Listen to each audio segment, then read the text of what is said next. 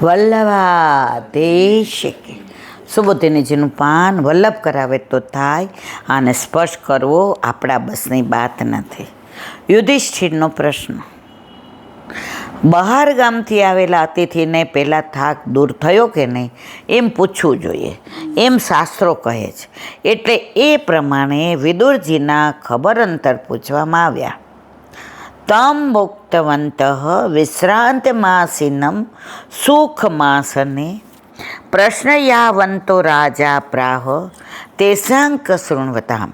અર્થ: વિદુરજીએ ભોજન કરી વિશ્રામ લીધો, પછી આરામથી આસન પર બેઠા, ત્યારે બધાઓના સાંભળતા વિનયથી નમ્ર બનેલા રાધા યુધિષ્ઠિર પૂછવા લાગ્યા. સુબોધિનીજી, બધાએ જુદા જુદા પ્રશ્ન પૂછવા ના પડે એટલા માટે રાજાએ જ પ્રશ્ન કર્યો એ બતાવવા તેષામ ચ શૃણતામ, તે બધાના સાંભળતા એમ કહ્યું. ચ એટલે પૂજન થતું હતું ત્યારે અને પૂજન પછી પણ આવેલાઓનો સમાવેશ કર્યો છે. શરૂઆતમાં રાજા પોતાના પ્રતિ દયા ઉત્પન્ન કરે છે. યુધિષ્ઠિર ઉવાચ આપી સમસ્તનો યુષ્મત પક્ષાસાયા સમેધિતાન વિપદગણા દ્વિષાંગ્યા દેમાર્ચિતા યત્સમાર્તુકા કયા વૃત્યા વર્તિતમ વશ્ચદભિઃ ક્ષિતિમંડલમ તીર્થાની ક્ષેત્રમુખ્યાની સેવિતાની ભૂતલે. અર્થ: યુધિષ્ઠિર કહે છે કે તમારી પક્ષ છાયામાં જ અમે મોટા થયા છીએ. તમે જ અમને ઝેર અને લાક્ષાગૃહની આગમાંથી અમારી માતા સાથે બચાવી લીધા. હવે તમને યાદ કરો છો ને? બીજો પ્રશ્ન આજીવિકાનો. પૃથ્વી પર તમે ફરતા હતા ત્યારે તમે જીવનનિર્વાહ કેવી રીતે કર્યો? ત્રીજો પ્રશ્ન યાત્રાનો છે.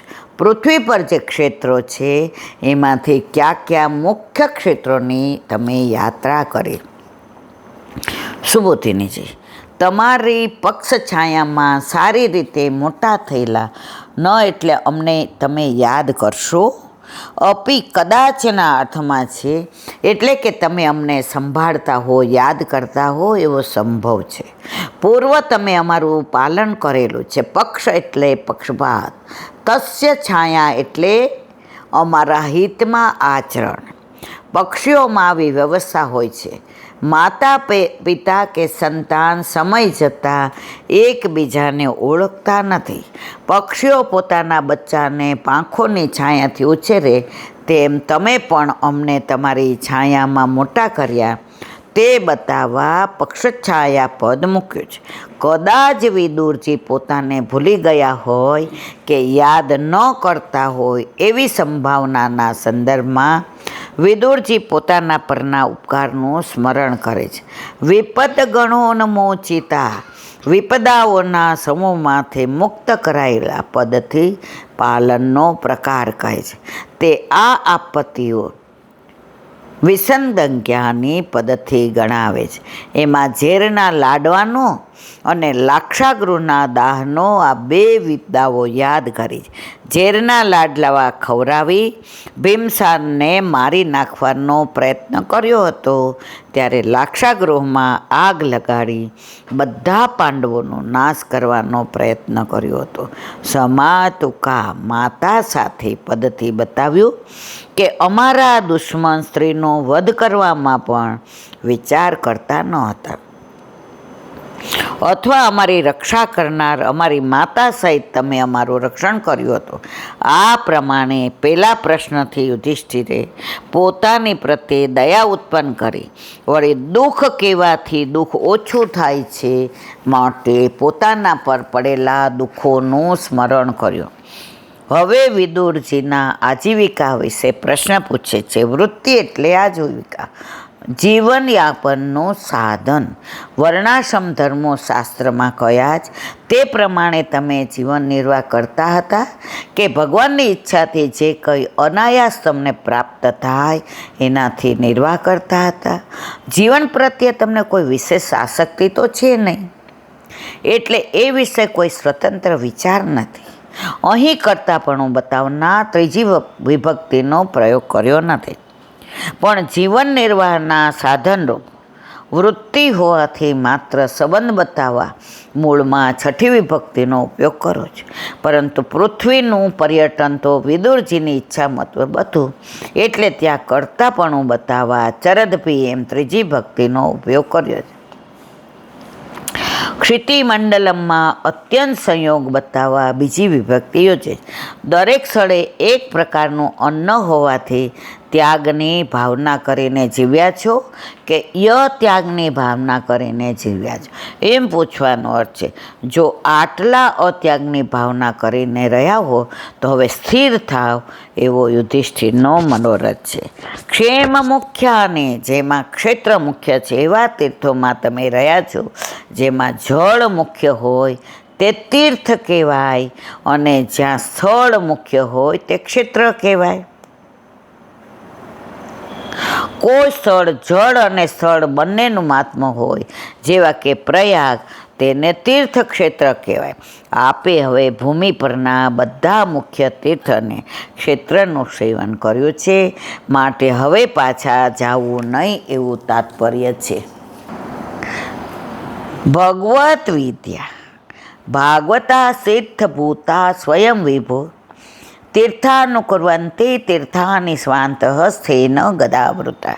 અર્થ, હે વિભુ, આપના જેવા ભગવાનના ભક્તો સ્વયં તીર્થરૂપ હોય છે.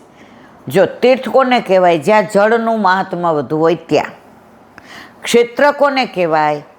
જેમાં સ્થાનનું મહત્વ હોય એના. અને તીર્થ ક્ષેત્ર કોને કહેવાય? જેમાં જળ અને સ્થળ બે હોય. હવે પ્રયાગરાજમાં જળ અને સ્થળ બે છે, તો પ્રયાગરાજને શું કહીએ છીએ? તીર્થ ક્ષેત્ર. જ્યાં એકલા નદીનું સ્થાન હોય ત્યાં કહેવાય તીર્થ, અને જ્યાં એકલી જગ્યાનું હોય એને કહેવાય ક્ષેત્ર. પણ પ્રયાગરાજ શું છે? તીર્થ ક્ષેત્ર છે. એમના હૃદયમાં, હે વિભુ, આપના જેવા ભગવાનના ભક્તો તો સ્વયં તીર્થરૂપ છે. એમના હૃદયમાં ગદાધારી ભગવાન બિરાજે, તેથી તેઓ તીર્થને પણ તીર્થ કરે છે. ભવદ્વિદ્ભા આપના જેવાને તીર્થયાત્રાથી કોઈ લાભ થતો નથી. એક આપણા વૈષ્ણવ હતા, નામ ભૂલી ગઈ હમણાં, આવે 84 વર્ષમાં આવે છે. એ બીમાર પડ્યા અને છેલ્લો સમય હતો, તો એને પૃથુ ક્ષેત્ર લઈ ગયા બધા જ્ઞાતિવાળા, કે આનો જીવ છૂટે બિચારોનો. તો ત્યાં ગયા તો એનો જીવ ન છૂટ્યો. તો બધા કે હવે શું કરીએ? એ કે મને મારા ઠાકોરજી પાસે લઈ જાઓ. તો ત્યાંથી પાછા લઈ આવ્યા ઘરે, અને એનો જીવ ગયો. એટલે વૈષ્ણવોને તીર્થયાત્રાથી કોઈ મતલબ નથી. એના ઘરે, એના માથે બિરાજતા એમના પ્રભુમાં જ 68 તીર્થ આવી જાય છે. એટલે એને, હા, વ્રજ એ ઠાકોરજીનું ઘર છે. વ્રજમાંથી છૂટા પડ્યા છે ને પાછો વ્રજે જવાનું છે, એટલે વ્રજનું આટલું મહાત્મા છે. લાભ માટે તીર્થંકરણ કરવાના અધિકારી તો બીજા છે.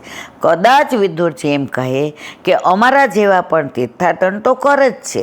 ત્યાં કહે છે તે વાત સાચી, પણ આપણા જેવા પોતાના લાભ માટે, સ્વાર્થ માટે તીર્થાટન કરતા નથી, પરંતુ ખુદ તીર્થો પર કૃપા કરવા યાત્રા કરે છે. મહાપ્રભુજી અહીં શ્રીમદ ભાગવતજીના નવસ્કંદના 9ના અધ્યાયના 6ઠ્ઠા શ્લોક ગંગાજીને ભૂમિ પર પધારવાના સંબંધમાં રાજા ભગીરથનું વચન યાદ કરે છે. ભગીરથના તપથી પ્રસન્ન થઈ ગંગાજી પૃથ્વી પર અવતરણ કરવા પધાર્યા. પણ રાજા ભગીરથને પૂછે છે, હું પૃથ્વી પર તો આવીશ ત્યારે માણસો પોતાના પાપો મારામાં મૂકી જશે, તો બધા પાપને મારે ક્યાં મૂકવા? ત્યારે રાજા ભગીરથ હવે આગળ કહે છે. બોલો વલ્લભા શ્રીમદ ભાગવત. ગુરુદેવને દંડવત પ્રણામ કરું છું. चंद्र सरोवर उदास जी के द्वार पे मेरा दंडवत प्रणाम। सुरभि कुंड पे परमानंद दास जी के द्वार पे मेरा दंडवत प्रणाम।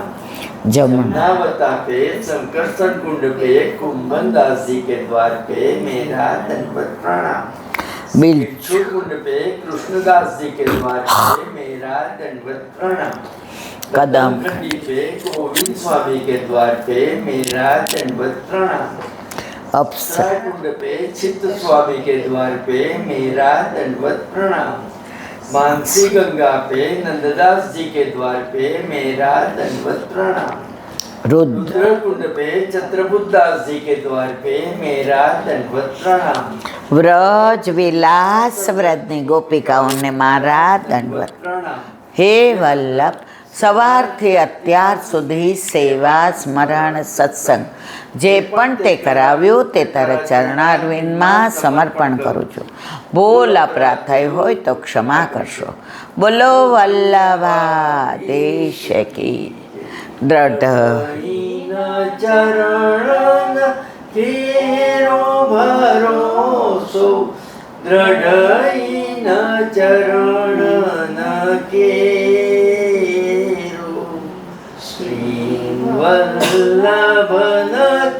चंद्र छटा दिन सब जुग माय अंधेरो भरोसो दृढ़ चरण केरो साधन और नहीं कली में क्या सोर्य दिवेरो सूर का कहे द्विविध आंधरो बिना मूल को चेरो भरोसो दृढ़ चरण दृढ़ चरण दृढ़ चरण केरो શ્રીવાધીશ કી આજનો આ સત્સંગ મારા વલ્લભના ચરણારવિંદમાં સમર્પણ કરું છું. ભૂલ અપરાધ થઈ હોય તો ક્ષમા કરશો. આ મારા વલ્લભની વાણી અને ભૂલો એ માની. બોલો વલ્લભાધીશ. બધાય વૈષ્ણવને જજા કરીને જય શ્રી કૃષ્ણ.